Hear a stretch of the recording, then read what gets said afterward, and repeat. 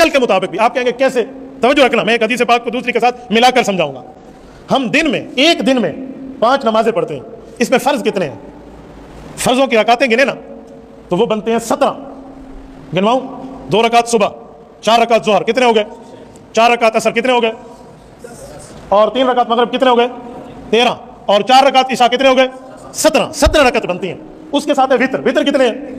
وتر بھی تقریباً واجب ہے نا، وہ فرض کے ساتھ لگے ہوتے ہیں، تو اس کو چھوڑ دیں تو پھر بھی پڑھنے پڑتے ہیں، تو اس کو بھی گویا فرض ہی سمجھو. تو 17 اور 3 تو ہمارے فرائض اور واجبات کی تعداد کتنی ہو گئی؟ 20 ایک دن کی. توجہ رکھنا، 20. یہ 20 جو ہمارے فرض ہیں، حدیث میں ہے کہ فرضوں میں کمی ہو گئی تو کس سے پورا کیا جائے گا؟ نوافل سے. تو وہ کون سے نفل ہیں جو فرضوں کی کمی پورا کریں؟ تو وہ ہر نفل نہیں ہے، وہ نفل ہیں. ہر نفل بھی اللہ دے، اللہ کی رحمت سے منع نہیں ہے، لیکن میں سمجھا رہا ہوں خاص وہ نفل بھی ہیں جو ہوں تو نفل اور اس کا ثواب فرض جتنا ہو. ایک شخص کو میں نے دیکھا، اللہ اس کو ہدایت دے، قرآن و حدیث کی کوئی دلیل اس کو نہیں ملی، وہ کہہ رہا ہے کہ میں عقل سے 20 رکعت ثابت کرتا ہوں. کس سے؟ عقل سے. عقل دین نہیں ہے، دین اللہ کی وحی ہے اور وہ قرآن اور حدیث ہے، اور حدیث سے ثابت ہو چکا. عقل سے ثابت کرتے ہیں. جی کیسے ثابت کرتے ہو؟ کہتا ہے جی بڑا لطیف نکتہ ہے، آپ دن میں جو 5 نمازیں پڑھتے ہیں ان کے فرائض کتنے؟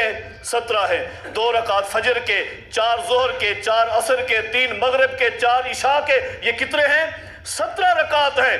3 رکعت اوپر سے وتر ہو گئے، کیونکہ وتر بھی فرض ہے، کیونکہ وتر بھی فرض ہے، جبکہ پوری امت کا اتفاق ہے کہ وتر نفل ہے، فرض نہیں ہے. امام ابن خزیمہ رحمہ اللہ نے جہاں میں نے پہلی حدیث بیان کی اس کے پیچھے ہی یہ بات نقل کی ہے کہ عبد الوارث بن سعید رحمہ اللہ نے خود کہا کہ میں نے ایک دن امام ابو حنیفہ رحمہ اللہ سے سوال کیا. سال تو ابا حنیفہ تھا رحمہ اللہ، میں نے ابو حنیفہ رحمہ اللہ سے سوال کیا کہ وتر فرض ہے یا نفل ہے؟ تو فرمانے لگے فریضۃن. امام صاحب نے کیا کہا؟ یہ فرض ہے. میں نے ان سے دوسرا سوال کیا کہ اللہ نے نمازیں کتنی فرض کی ہیں؟ انہوں نے کہا خمسن، 5 ہیں. میں نے پھر پوچھا وتر فرض ہے یا نفل؟ کہتے فرض ہے. میں نے کہا انت لا تحسن الحساب، لگتا ہے پھر آپ کو گنتی صحیح نہیں آتی. تو وتر فرض نہیں ہے محترم، وتر نفل ہے. اور کہتے ہیں کہ یہ 3 وتر ملا کر 20 رکعت ہو گئی. عقل سے ثابت ہے کہ نبی اکرم صلی اللہ علیہ وسلم کا فرمان ہے جس بندے کی نماز میں کمی ہوگی فرائض میں، اللہ نوافل سے اس کمی کو پورا کرے گا، اور وہ نوافل صرف رمضان والے ہو سکتے ہیں. یہ روایت بھی ضعیف ہے، یہ جو کہا نا رمضان والے ہو سکتے ہیں، یہ بات غلط ہے. پہلی بات ٹھیک ہے، کہا یہ 20 ہو گئے، اس لیے تراویح بھی کتنی ہے؟ 20 ہے. جو آگے فرماتے ہیں کہ جو عقل مند ہے اس کو 20 پڑھنی چاہیے، اور جو بے عقل ہے وہ جتنی چاہے پڑھے. حضرات یہ بات کہہ تو دی لیکن سوچا نہیں کس کو بے عقل کہا. سب کو چھوڑیں. دارالعلوم دیوبند کے شیخ الحدیث انور شاہ کاشمیری رحمت اللہ علیہ کو آپ نے کیا کہا؟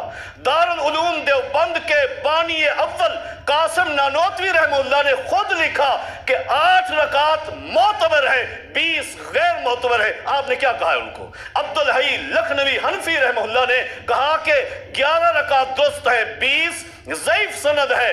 علامہ ملا علی قاری حنفی رحمہ اللہ نے یہی کہا. تو اپنے اکابرین کو آپ کیا کہہ رہے ہیں؟ قرآن و سنت کی تو آپ نہیں مانتے، ٹھیک ہے، وہ تو دین نہیں ہے آپ کے لیے، عقل آپ کے لیے دین ہے.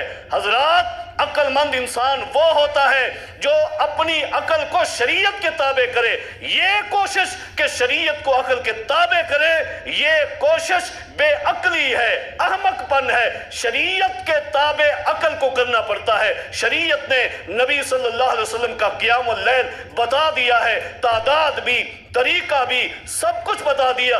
شریعت نے واضح کر دیا ہے، لہٰذا عافیت اسی میں ہے. اللہ رب کریم ہم سب کو قرآن و حدیث کی صحیح فہم عطا فرما دے. اقول قولی ھذا استغفر اللہ لی ولکم ولسائر المسلمین وآخر دعوانا ان الحمد للہ رب العالمین.